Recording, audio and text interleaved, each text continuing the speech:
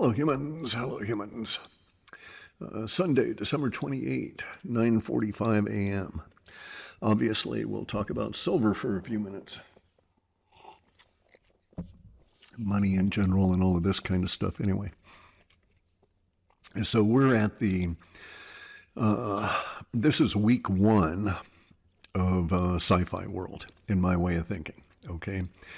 Silver was the key marker for entering Sci-fi world.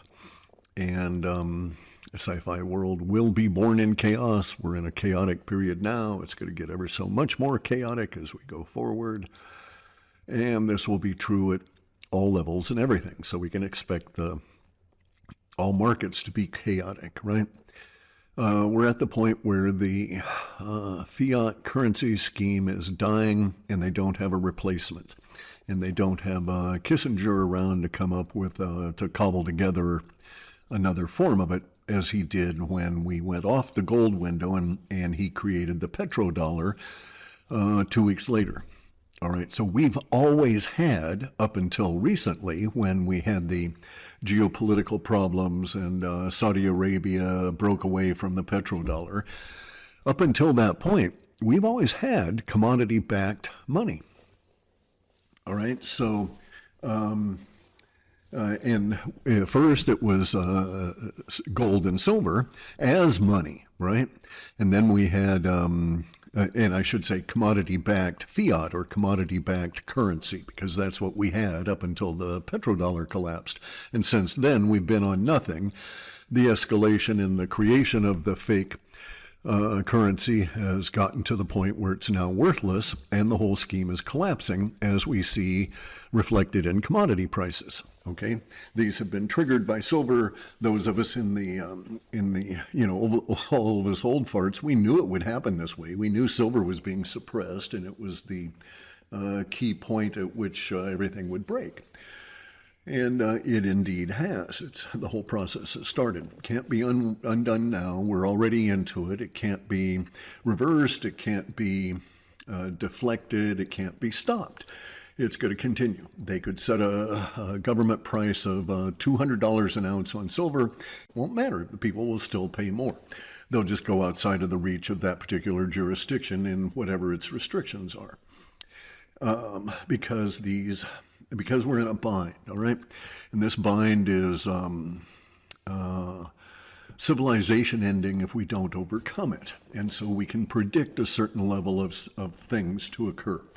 We can predict, for instance, that the 2.5 pounds, I think it's a kilogram, so 2.2 pounds of silver required for the batteries from the Samsung's new invention that charge in 9 minutes and give you 600 miles use for a 9-minute charge. We can predict that that's going to be a part of a negotiation. We're now in a point of commodity negotiation.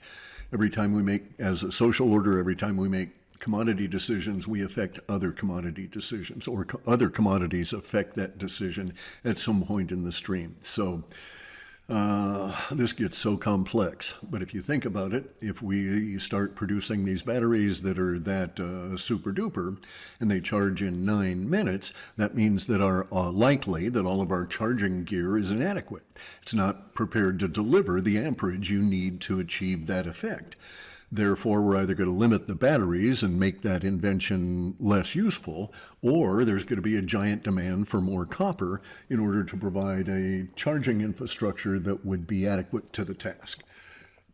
Or there's perhaps going to be an invention that would continually charge the battery as it's being used in some fashion. These are just predictable, right? And so we're in a point of week one of Sci-Fi world, and we're now starting to get into this choices and decisions in which we're dealing with commodity in a way that is society affecting. And this is going to continue. So this is going to be the way of the world for some time.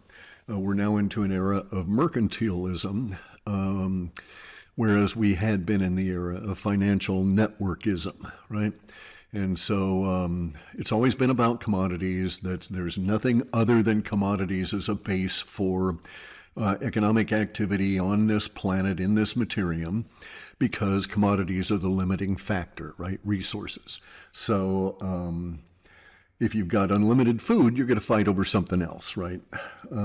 So there'll always be some other commodity, something else that's going to be a limiting issue for you until you get to the point where you can convert energy into the material that you want at your whim. And then at that point, you've reached another level of maturation in that species progression. Then your species could be self-sustaining forever, not limited by any resources other than energy itself, which is simply a matter of being able to move around to collect it in some form or create it, 0 point, etc. So here we are with now entering into this new sci-fi world, and we're seeing the effects in silver. There are some things that are predictable about this. China doesn't export any after January 1. Well, pretty soon U.S. will say that. Pretty soon U.S. government will start having programs to promote gold and silver mines. So they're not after the gold so much as the silver. But they'll take the gold as the motivating factor to get into it. So we'll see regions in the West that will be attractive for such new endeavors. Washington, Oregon, California, we've had gold rushes in these areas before, in Alaska, and we can get at it again, right? And so maybe we'll start mining the sands in Nome for silver as well as gold, and that gold would be basically the byproduct of our quest for silver. We'll also see other changes, like I say, in things like copper. So the copper market will become very tight. Copper is a commodity. Once the silver fluctuations within the financial markets start becoming more known, copper will become another key element in this. Not as much, not as rapidly, not as much pressure, but it will also mature over time as being a squeeze point, maybe 3 or 4 years, right?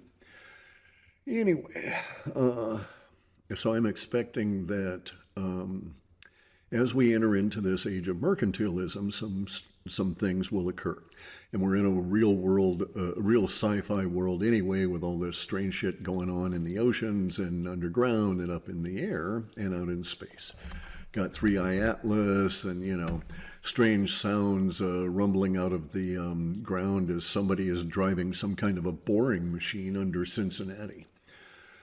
And all of this sort of thing, right? Okay, so in this new world, I'm expecting there will be people that used to work in financial, let's call it arbitrage, and they'll start working now in commodities arbitrage, and that they'll start accumulating Federal Reserve notes, which is really all you can accumulate at this point, but they'll be building inventory. So their goal will be to do things like obtain big piles of silver for their particular company that makes solder or whatever the fuck, right? And they'll actually have the silver trucked up to them wherever the hell they are and, and put in vaults and crap because it's a necessary production material. All right, so these guys will need to, all right, so they'll be operating in a world in which the financialization network that's global will be breaking down. We've seen this before in past civilizations, and it leads to mercantilism, where everybody has to protect their own interests and so on. And then that leads to the throwing out of or the accumulation of inventory of all different kinds, right? And then there's also the secondary effect of that, and that's the financing of that inventory. Here, these people will be trying to do this in a world without the banking structure that we have now. And this will lead to, in my opinion, to these guys using the crypto market as their vehicle for both financing and for stashing the money as they're waiting to be able to purchase and for contract settlement.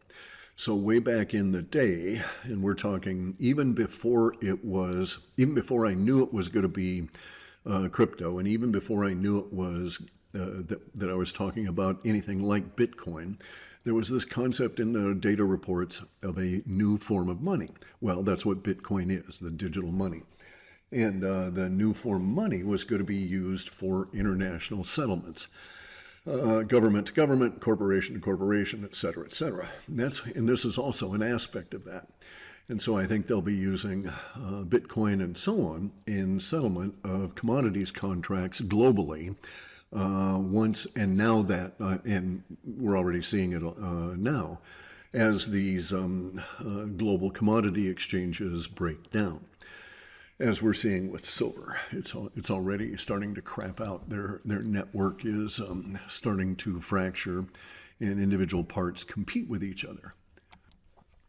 Some of the effects that we're going to see as a result of the current situation relative to commodities, relative to the end of the Ponzi scheme that is fiat currency, etc., and the social problems are going to be they'll be felt probably very acutely initially within those industries that are going to be commodity limited, where these guys will actually start renting warehouses, all of this kind of stuff, spending money differently in order to be able to keep going in their business here in the near future, because it'll happen fairly quickly as the financial system comes unraveled here.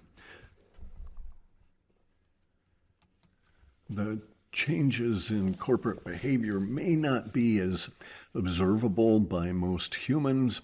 We will see things like government, some form of a method of control on the use of silver, right? Because here's the problem. We have the Samsung guys needing the silver. We got all the regular people needing silver. The demand for silver is way up.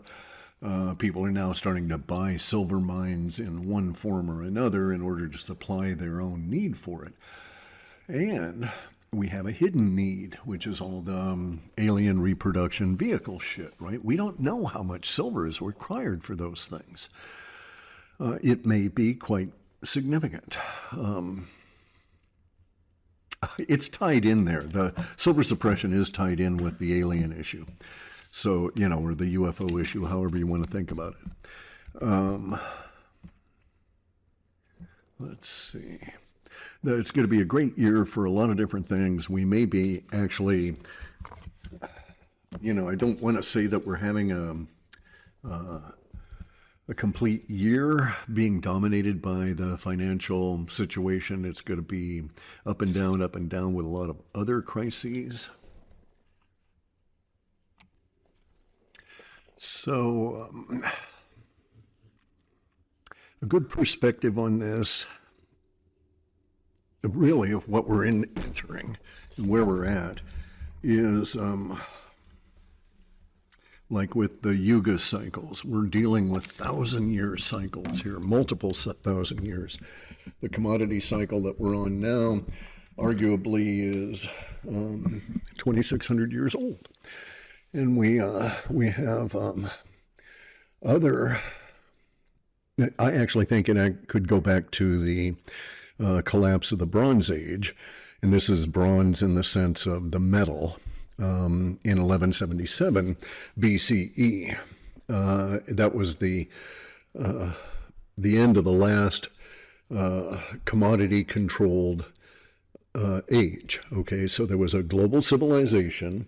And even at a crude level, 100 years ago, or, and older, and it was based on bronze. And there was actually global metals transport. And it collapsed because several several copper areas in the Northeast United States were dug out, right, and emptied. The easily recovered copper disappeared, and then there went the whole Bronze Age civilization. It affected places as far away as Egypt and Middle East, because the transport was no longer there. Anyway, so, but at least 2,600 years, we've had this financial versus commodity cycle thing going. We had various different levels of isolation, and so this is a wheels or gear within gear within gear within gear kind of a cycle thing that's completing. So there's all these different kinds of cycles, not only the 70-year cycle on the petrodollar now ending, all of these kind of things, but also the major commodity revaluation. And then we're now also getting into an area of, or an era of critical decisions that have to be made, right? So we don't know what the unknown, there's an unknown level of demand for silver on the part of the reverse engineered alien stuff. We don't know how much they need, but it does put pressure on the existing above ground stock to some degree, and they're fudging the numbers, so we can't really even judge the degree. But they do need it. There's going to be a real choice coming up here, right? Will the United States Department of War and the Trumpitos, the admin, will they decide that they're going to put their efforts into reproducing existing technology, such as, which also uses shitloads of silver, or will they put this very strategic and critical material into these new weapons, these new alien, reverse engineered alien weapon, right? Or technology converted to weaponry. I think they'll do that. I think they'll choose to go into sci-fi world, and we will more or less sort of let nukes and that kind of stuff fade away. And that this is also one of the reasons that Trump is not all that huge on pushing for ever nuke war and stuff, right? It's a stupid use of silver, among other things, as well as, stupid use of bombs and humans and so on. Anyway, though, so we're at this point where we're in week one. The changes will be quite severe. They're not going to stop. It'll continue all through 2026, 2027, et cetera, et cetera. You can think of this in a very realistic sense as a direct analog to 1922, 1923, Weimar Republic, and the decisions and choices that they were faced with. The choices and then the decisions that they were faced with, right? Because they had a period of hyperinflation. Now, our hyperinflation will be different. If you go and look up a strict definition for hyperinflation, it is the point at which the populace decides the currency is worthless, and they spend it as soon as they get it because they know it will be worth far less 10 minutes from now or 20 minutes from now or 2 days from now. So as soon as they get their paycheck, they convert it to currency and instantly spend it, try and get it all done right away. With credit, that doesn't apply so much anymore. It's like you're pre-spending your paycheck. So something entirely different, and a different mechanism is at play here now. So under these digital financial network conditions, hyperinflation will express itself as the need for the banks to provide liquidity to keep various parts of the system going as value is sucked out of that part of the system. And so they will need to cover vast quantities of debt. The only way to cover the debt is to print more money, thus creating more debt. And it starts really snowballing at that stage, where their whole point is that for the creation of money is not the input of value into the social order, but rather to, quote, pay or cover the debt acquired on already existing resources having been consumed. And so our whole financial structure, the entire world is going to change. I doubt that we will be trading, in general, old silver dimes for, gallons of milk, that sort of thing, right? I don't think it'll get that will go that route. I think we'll still deal in currency, albeit a really hyperinflating currency where the hyperinflation is in the hands of the big banks and not the actual people, right? But nonetheless, the people will suffer from it. Because the banks will need to have so much liquidity just to keep things rolling along. Now, it's my expectation that over the course of the next 2 years, and it may be in the works now, that we will get to another form of a commodities-backed dollar. All right. I don't think it's going to be XRP or any of these cryptos. I don't know that we could effectively attach commodities to existing cryptos. You'd probably have to engineer something, but nonetheless, that exists as a possibility. That we will have a crypto or a digital form of a commodities-backed currency. And by backing, I don't mean convertible, all right? So what I do mean is that there would be a basket of currencies. Just like with the constitutional dollar, it said it was, 325 grains of silver, right? That kind of thing.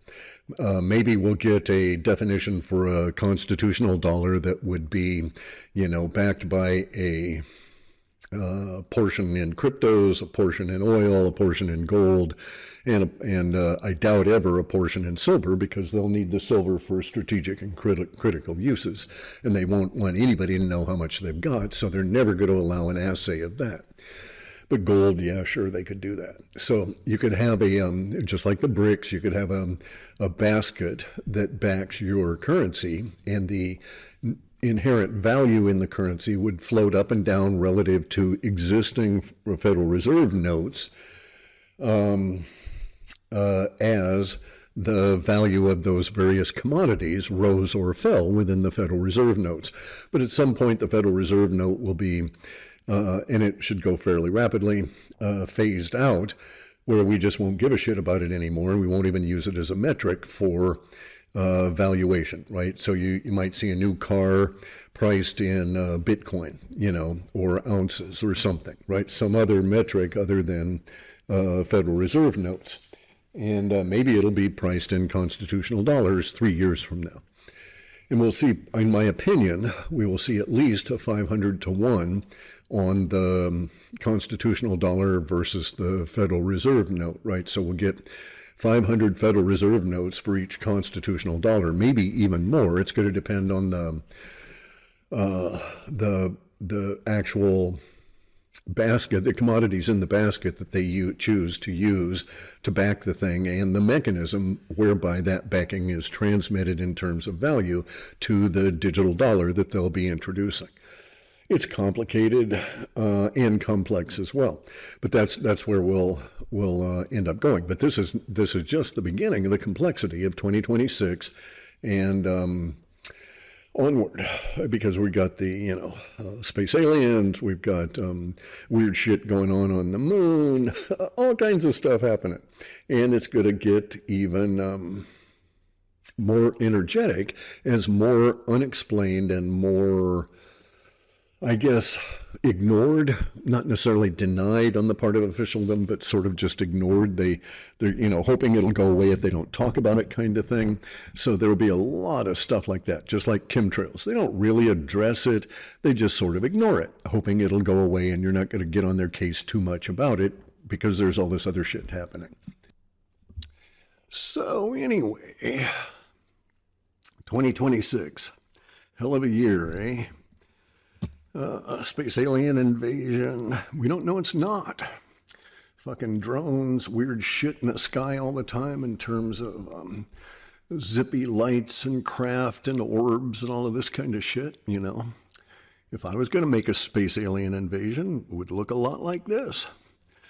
Anyway, and then now we've got the financial system undergoing giant upheaval, which is going to affect political systems and crash all different kinds of things around the planet, making very huge amounts of change, all happening at the same time. And there's going to be attention and interest paid to the moon in a serious way next year, and in our oceans as well. So not only the moon, but the oceans, and now once again, we've got strange, boring noises. Is it the ant people? Are the ant people going to go and invade Cincinnati? I don't know. Anyway, though, it's going to be a very energetic, captivating, and interesting year. If you're not paying, okay, so you can't pay attention to everything, in my opinion. You need to, concentrate on those things that are important to you, get them settled in your mind, get an idea where they're headed, and then, not sweat it so much and not try and keep up with everything that the media's and the social media is going to try and shovel out at you. But I think that by the end of next year, by the end of 2026, we'll see a different focus on how social media is operating. And that may or may not be good. We'll just have to see how it goes. And I don't mean like, British restrictions or anything like that. Different concept here entirely. A lot of different changes coming up. I think that's about it. Yeah, so that's it for this one. Be sure and train your mind every day and exercise every day and practice armed self-defense every day, just so you'll be able to get the most out of this game that we call life. Talk to you later.